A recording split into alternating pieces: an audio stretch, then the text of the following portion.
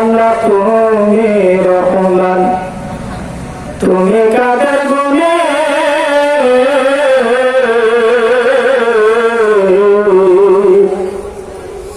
ধরে আসো কাইটা ঘর আল্লাহ পার করো পানি।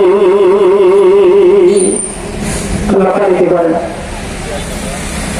বলেন তুমি আল্লাহ তুমি রহমান, তুমি কাদের গুণে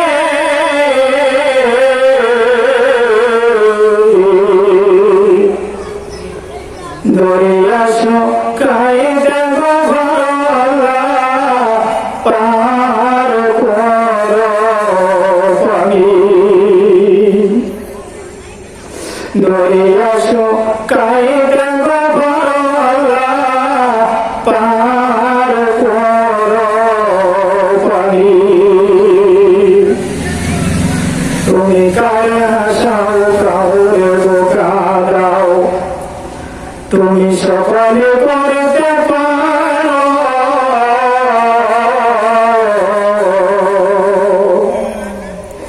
কাউরে বাদশা কাউরে ফকির বানাইতে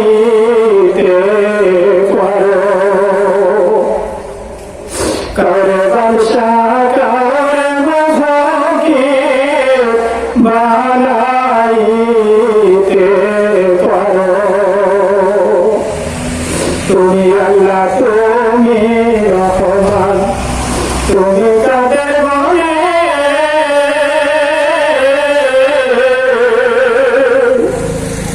ধরে আসো কাইটা ঘর আল্লাহ পার করো পানি।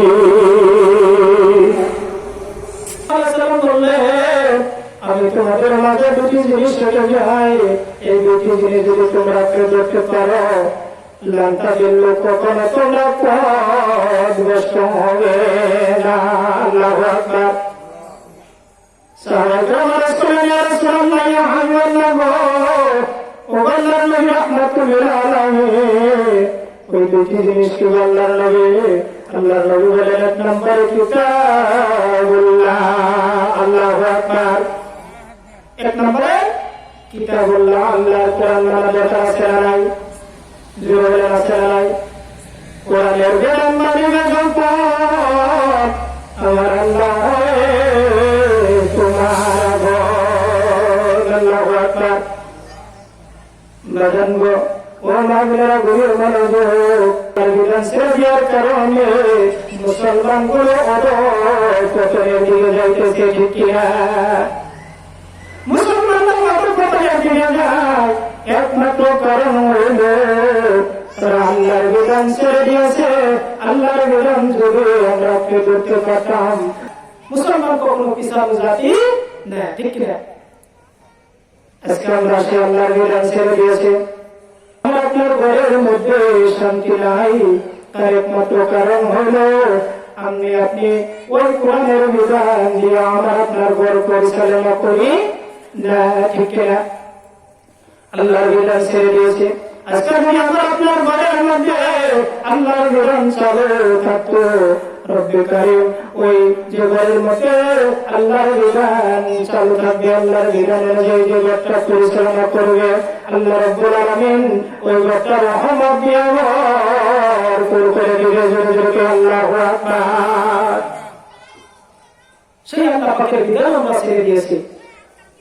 আমরা আল্লাহর বিধান দিয়ে আমরা আপনার সংসার পরিচালনা করি না। আল্লাহর বিধান আঁকড়ে ধরি, আল্লাহর বিধান মানে না।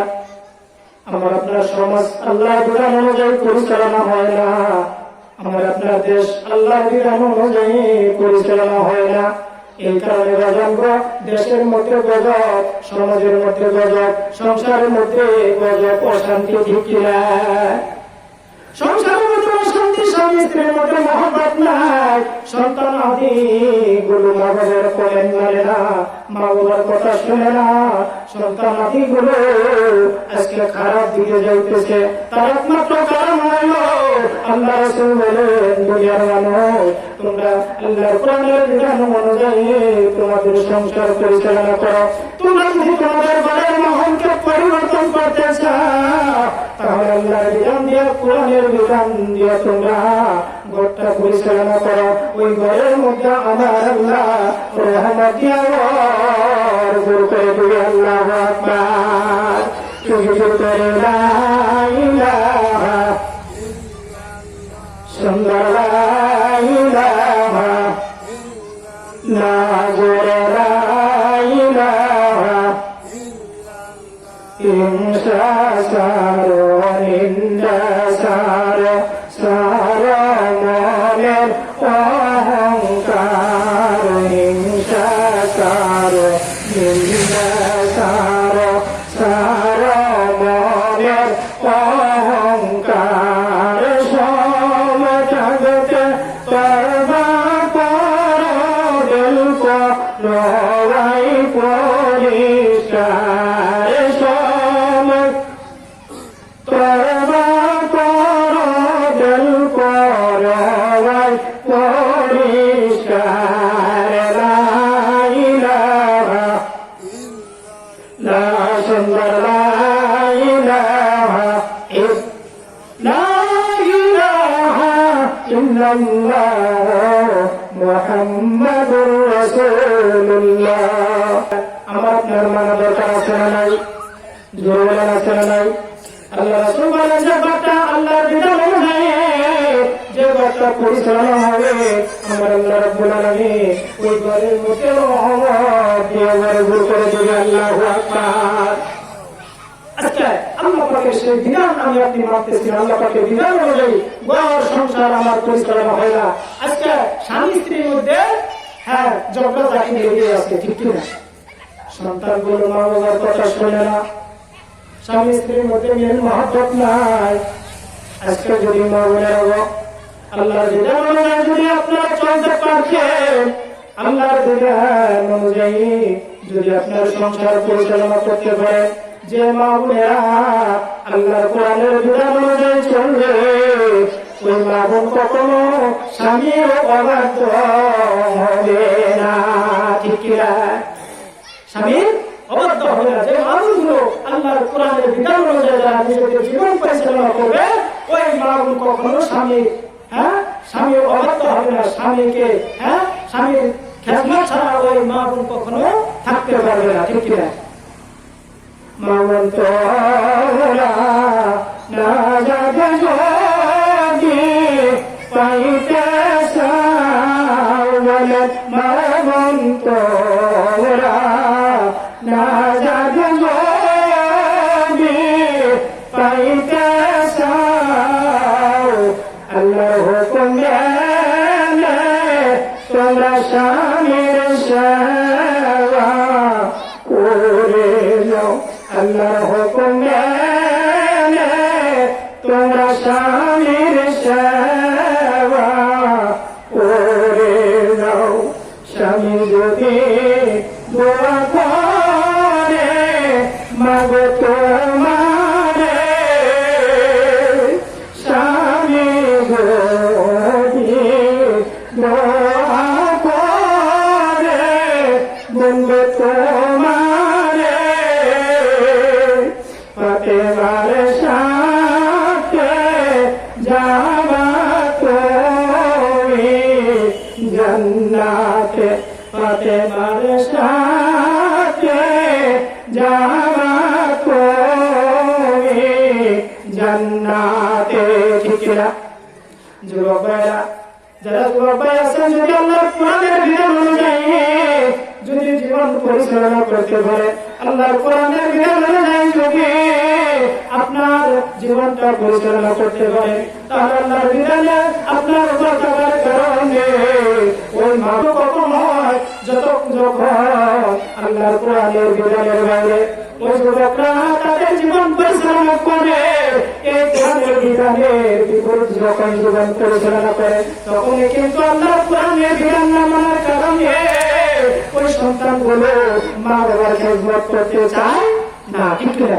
যদি কোরআনের বিধান অনুযায়ী যদি যুবকেরা তাদের নিজের জীবন পরিচালনা করতো, তাহলে ওই মা বাবার কথা যুবকগুলো শুনতো। ঠিক না? তাই অনুরোধ করব ভাই না তোমরা পাইতে চাও, বলেন জয় ভাই মুক্তি পাইতে চাও, আল্লাহর হুকুম মেনে তোমরা বাবা মায়ের সেবা করে যাও, আল্লাহর হুকুম মেনে তোমরা বাবা মায়ের সেবা করে যাও। মায়ের যদি দোয়া করে বাইব তোমারে, বাবাই যদি দোয়া করে বাইব তোমারে, আল্লাহর হয়ে যাওয়া জগতে। ঠিক না? তাহলে ওই মা বাবার খেদমত করা দরকার আছে না ভাই? আজকে তো আমরা মা বাবার খেদমত করতে চাই না, আল্লাহর বিধান ছেড়ে দিয়েছি। যদি আল্লাহর বিধান মানতাম তাহলে মা বাবার খেদমত করতে পারতাম। মা বাবার অনেক